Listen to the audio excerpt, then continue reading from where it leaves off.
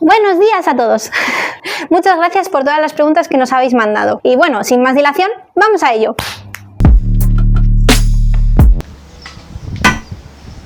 Primera pregunta. Sí. Mi pregunta es, ¿qué experiencia previa teníais antes de hacer casa 1? ¿Es la primera casa que hacéis? En solitario supongo que sí, pero ¿habéis participado previamente en la construcción de casas? Un saludo. Vale, pues la respuesta corta es que no, que nunca habíamos hecho nada así. Ni así para otros, ni así para nosotros. O sea, es nuestra primera vez haciendo una casa, tanto para el cliente como para nosotros. Habíamos hecho otras cosas como arquitectos, pero nunca nos habíamos puesto con nuestras propias manos a hacer nada. Esta es la primera vez. Tenemos experiencia en carpintería y en obras pequeñas, pero mucho más aplicado a mobiliario y a temas pequeños. Habíamos hecho reformas como arquitectos, pero solo en el trabajo técnico. Así que sí, esta es nuestra primera vez, no tenemos nada de experiencia. Recuerdo que queríais hacer una piscina en la azotea. ¿No pesará mucho todo el agua? Imagino que lo tenéis todo controlado. Vale. Esta pregunta nos la habéis hecho muchísimo en todas partes. Lógico también. Cada vez más se están haciendo piscinas en las azoteas, pero es verdad que no es algo tan común.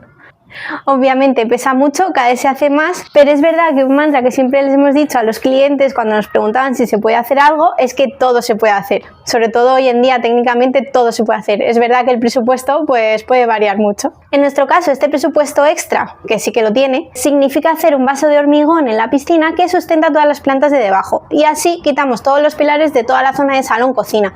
Entonces, aunque nos gastamos más en hacer una piscina en la azotea, conseguimos quitar pilares en todas las plantas de abajo y entonces esto pues compensa. El peso de la piscina no importa tanto, es simplemente una carga más a tener en cuenta en el cálculo de la estructura. ¿Y no se pincha? ¿No va a haber goteras? Es verdad, eso también nos lo han preguntado mucho. Venga. En principio, si todo sale bien, y yo creo que va a salir bien, es que poniendo un EPDM, que es lo que vamos a poner, y vamos a poner 2 capas, no vamos a tener goteras. Creemos que es más fácil no tener goteras en una piscina que en una cubierta normal, porque ahí sí que metes todo el presupuesto, por si acaso. Me gustaría saber si a la hora de diseñar la casa, especialmente los cimientos y la estructura, si estáis creando soluciones ad hoc que no hayáis visto antes y de ser así, ¿cuál es la que más estáis deseando ver realizada? Si no lo está ya, ¿y por qué? Creatividad, bueno, sabes por dónde va, ¿no? Sí. Esa. Venga, va por ello. va. Soluciones ad hoc. Vale, esto para quien no lo sepa son soluciones específicas para el proyecto o algo así, como que no se han usado antes. Creo que va por ahí la cosa. En nuestra trayectoria profesional creo que siempre hemos usado soluciones específicas por proyecto, ya sea en arquitectura, en carpintería, cada mueble que hemos hecho lo hemos hecho desde el principio siempre con soluciones diferentes a otros muebles. No sé si tiene que ver con los clientes que nos han tocado o tiene que ver con nosotros, que nos gusta así como inventar cosas. Sea como fuera, creemos desde nuestro punto de vista que cada proyecto tiene que ser totalmente independiente a otro porque en ninguna situación, en ningún proyecto, en ningún caso es igual a otra. Ya sea que los clientes son diferentes, la parcela es diferente, los requerimientos de los sitios, urbanismo, o sea, en general siempre es diferente. ¿Por qué en tu casa no puede haber una sala de música para ensayar? Con todas sus hueveras estas de aislante, con todo bien preparado para poder ensayar y para no molestar a los vecinos y que tú te escuches bien. Esto no se suele ver en ninguna casa, pero ¿por qué no? Podría ser. O otra cosa, que eso me pilla más de cerca, ¿por qué no puedes tener en tu propia casa una sala de baile? Con tus espejos, tus luces bien puestas, tu música ahí que suene chulo. Cada persona vive diferente y todos tenemos requerimientos diferentes. Esto es muy extremo, pero igual que decimos esto podemos decir cualquier otra cosa. Pregunta. Vale. A nivel legal, Sí. ¿Qué habéis necesitado para poder construir vuestra propia vivienda? ¿Habéis tenido alguna inspección de trabajo en la obra? El tema legal ha sido complicado y nosotros no sé si sabemos explicarlo muy bien, ¿no? Vale, entonces os vamos a dejar en la descripción un vídeo de Beyond Curious que lo explican con un abogado experto para que veáis un poco todo el tema y si os interesa, pues ese vídeo es muy educativo. Alguien nos pregunta, Sí. Hola pareja, una duda, los pilares que van adosados, sobre todo el lado que ya hay una construcción vecina, ¿las vais a tapar con alguna plancha de madera o fibrocemento o las dejaréis así? Vale, sí, las vamos a tapar. Generalmente tenemos el pilar metido dentro del muro. En estos casos en los que hay una fachada, vamos a poner una plancha de fibrocemento separándonos y una cámara de aire. Esta plancha de fibrocemento la meteremos por aquí y servirá para aislar esta estructura del fuego y separarnos de los vecinos. Por el interior, aquí, en vez de fibrocemento, habrá pladur, planchas de yeso laminado. ¿Por qué no habéis usado tornillos de carruaje o varilla roscada? No me ha quedado muy claro cómo se conectan los cimientos de hormigón con la madera. Vale. Tornillos de carruaje en realidad no sé lo que son, así que ahí no voy a entrar.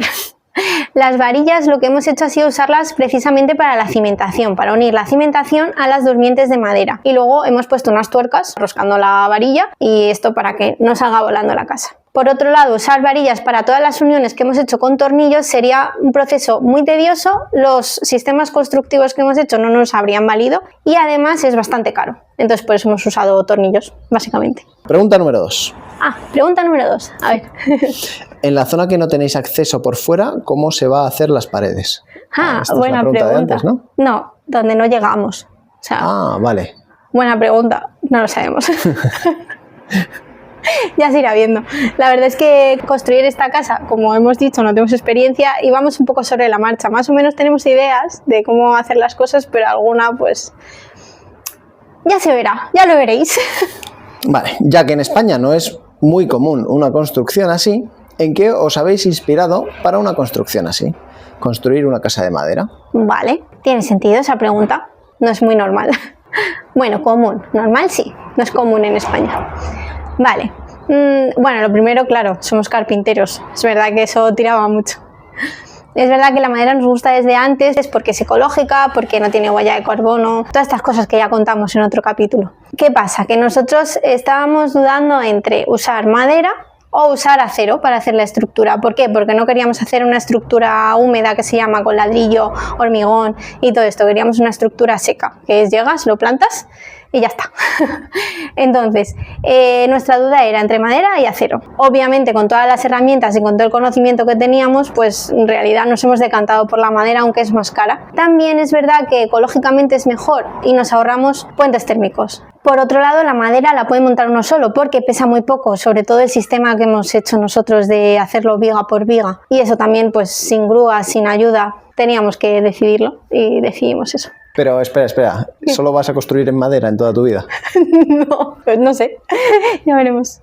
La cosa es que ahora que hemos visto cómo funciona el hormigón, se nos ha ocurrido una idea de hacer una estructura muy chula con hormigón en un futuro. El tiempo lo dirá, ya veremos. ¿Y el dinero de dónde lo sacas? No sé. Siguiente preguntita. Sí.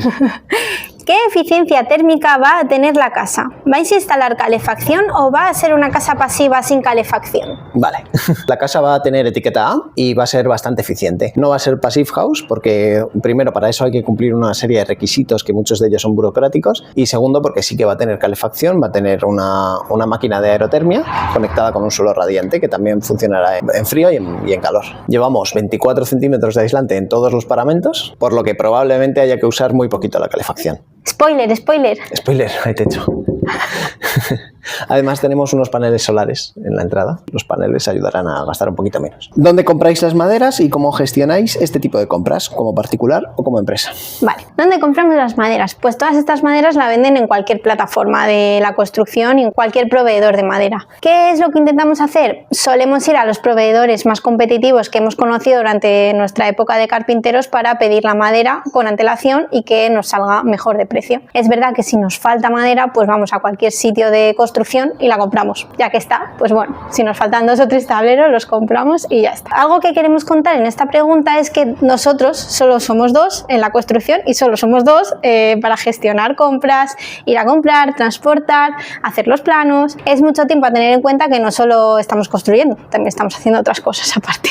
Nos preguntan que si como particular o como empresa. Vale. Nosotros estamos como particulares y tú cuando compras tu primera vivienda generalmente es al 10. Pagas un 10%. Eso es. Pero nosotros no podemos pagar un 10% porque estamos comprando los materiales como particulares y estamos pagando al 21%. Entonces todos los materiales de la casa van a ir al 21% y no tenemos ninguna opción legal de pagarlos al 10%, aunque sea nuestra primera vivienda. Claro, porque tú pagas el 10% de IVA cuando tú compras la casa a un constructor o a un promotor externo. Pero no, cuando te la construyes a ti, los materiales van al 21%. Así que tenlo en cuenta, si vas a construir tu casa tiene un sobrecoste, si tu primera vivienda tiene un sobrecoste del 11%, porque sí, si la haces tú solo. Eso es. Bueno, y muchos nos habéis dicho que no entendéis bien cómo es la casa, así que ahora Andrés os va a hacer un house tour con la casa un poco a medias. Es un poco de famoso esto, pero bueno, os lo va a hacer. Así sabéis un poco cómo van los espacios y cómo va todo. Brum, brum. Aquí tenemos sitio para aparcar 2 coches, uno aquí y otro aquí. Lo normal es que aparques el coche y vengas andando por esta zona. o entres por la puerta peatonal. También habrá una puerta peatonal. Por ejemplo, si entras por la puerta peatonal, entrar en este pasillo. Y aquí estará la zona de la entrada. Aquí queremos poner un ciruelo, un árbol pequeñito, que dé sombra a la cocina y que recoja todo este espacio. La entrada estará a nivel totalmente, lo que pasa que todavía no hemos rellenado. Y aquí estará la puerta de entrada, que será abatible hacia acá. Este es el vestíbulo. Desde el vestíbulo podemos ir o hacia la habitación, o hacia el baño, o hacia la escalera, o hacia la zona de salón-cocina, acompañando a la habitación. Aquí habrá una gran puerta corredera de este tamaño que llegará hasta un armario. Será de 1,80 y podrá abatir toda esta zona. Vendrá de aquí hasta aquí. Con lo que esta habitación puede quedar totalmente abierta. La habitación tendrá un gran armario en toda esta zona y un escritorio allí. En realidad esto va a ser más despacho que habitación. Así que tendrá un gran escritorio y un gran armario. Y todo ese hueco de ahí será una ventana. Esto será ventana, hasta el techo. Como veis, los techos son muy altos, son de 2,80.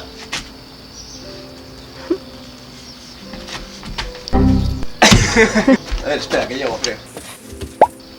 Casi. Si volvemos al vestíbulo, tenemos una zona en la que está la escalera. La escalera tendrá los primeros peldaños que saldrán un poquito y compensados, como en diagonal. Y así, el primer escalón que llegue aquí a este pilar nos dará altura suficiente para colocar aquí un armario en el que vaya la lavadora. Con lo que aquí tenemos este espacio de lavadora debajo de la escalera. Si seguimos por el vestíbulo, tenemos aquí la puerta del baño. El baño abre aquí y lo primero sería el retrete. En esta zona la escalera justo tendría 1,80 m en la esquinita, así que no hay problema. Toda esta zona de aquí sería el lavabo y esta zona de aquí la ducha, de 1 metro por 1,10 m. A partir de aquí entramos al espacio de salón, cocina, comedor. Adelante. Toda esta zona de aquí será una gran isla de 2,5 metros con el fregadero y con la cocina. Y todo esto será un ventanal de policarbonato.